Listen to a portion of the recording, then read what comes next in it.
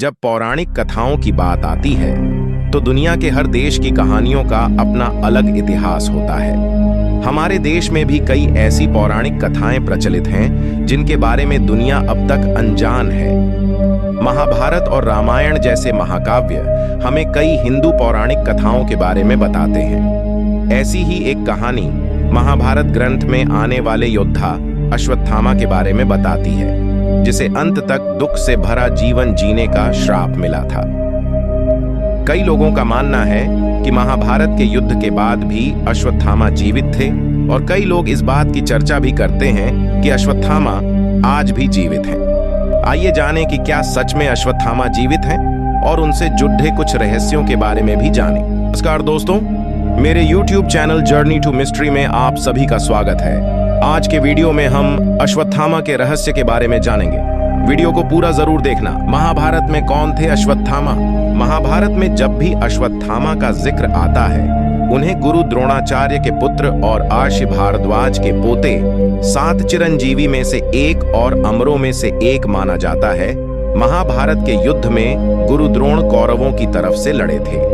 भीष्म के शरशैया पर लेटने के बाद कर्ण के कहने पर द्रोणाचार्य को सेनापति बनाया गया। गुरु द्रोण की संहारक शक्ति बढ़ती देखकर पांडवों के खेमे में दहशत फैल गई। द्रोणाचार्य और उनके पुत्र अश्वत्थामा का रौद्र रूप देखकर पांडवों को अपनी हार नजदीक नजर आ रही थी। श्री कृष्ण ने लिया माया का सहारा। पांडवों की ऐसी स्थिति देखने के बाद श्री कृष्ण ने भेद का सहारा लेने के लिए कहा। इस योजना के अनुसार युद्ध में ये बात फैला दी गई कि अश्वत्थामा मारा गया, मगर धर्मराज युधिष्ठिर झूठ बोलने के लिए राजी नहीं हुए। ऐसे में अवंतीराज के एक हाथी जिसका नाम अश्वत्थामा था, उसका भीम द्वारा वध कर दिया गया। युद्ध भूमि में अश्वत्थामा की मृत्यु की खबर आग की तरह फैल गई। गुरु द्रोणाचार्य स्वयं इस बात की पुष्टि के लिए युधिष्ठिर के पास आए, मगर जैसे ही धर्मराज ने उत्तर दिया कि अश्वत्थामा मारा गया, परंतु हाथी, श्री कृष्ण ने उसी समय शंखनाद कर दिया। उस ध्वनि के कारण द्रोणाचार्य आखिरी के शब्द परंतु हाथी नहीं सुन पाए।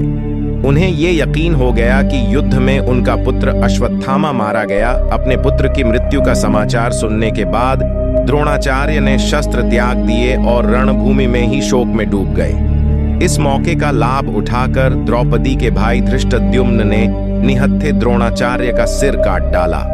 अश्वत्थामा को जब इस घटना के बारे में पता चला, तब उसके गुस्से का कोई पारावार न रहा। दुख और क्रोध से भरे अश्वत्थामा ने प्रण लिया कि वो पांडवों के एक भी पुत्र को जीवित नहीं छोड़ेगा। अपने पिता की छल से हुई मृत्यु का बदला लेते हुए अश्वत्थामा ने कोहराम मचा दिया। पांडव महाभारत के युद्ध में विजय जरूर हुए, लेकिन अश्वत्थामा ने द्रौपदी के एक भी पुत्र को जीवित नहीं छोड़ा। अश्वत्थामा को श्राप क्यों दिया गया था?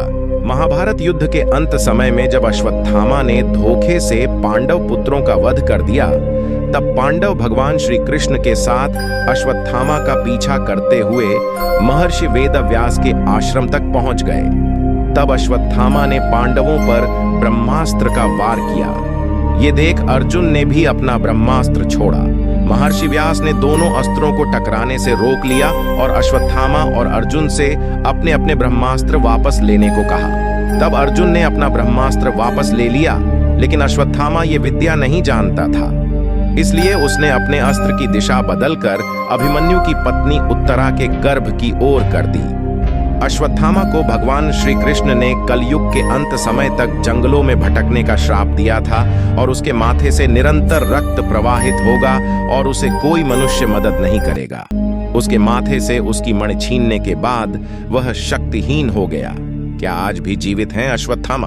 मध्य प्रदेश के बुरहानपुर के असीरगढ़ किले पर एक प्राचीन भगवान शिव का मंदिर है। वहां के निवासियों का कहना है कि अश्वत्थामा आज भी वह भगवान शिव की पूजा करने आते हैं।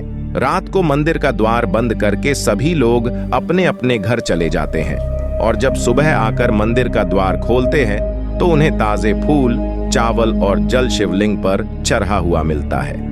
शिवलिंग पर चढ़ा हुआ फूल दूर दूर तक जंगलों में कहीं भी नहीं मिलता है। वहां के निवासियों का कहना है कि हमें अक्सर जंगलों में असाधारण आदमी दिखा है जिसके माथे पर गहरा घाव है और वह लोगों से हल्दी और तेल मांगता है। वह काफी लंबा चौड़ा था। लोगों का मानना है कि वह महाभारत कालीन अश्वत्थामा ही थे।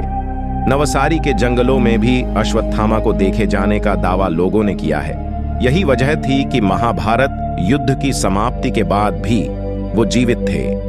अमरत्व प्रदान करने के साथ साथ अश्वत्थामा ने अपने जन्म के समय एक रत्न भी प्राप्त किया था, जिसे उनके माथे के केंद्र में रखा गया था। दोस्तों, आज के लिए बस इतना ही। मिलते हैं किसी और दिन किसी और रोचक विषय पर। वीडियो अच्छी लगे तो चैनल को सब्सक्राइब जरूर करें। धन्यवाद।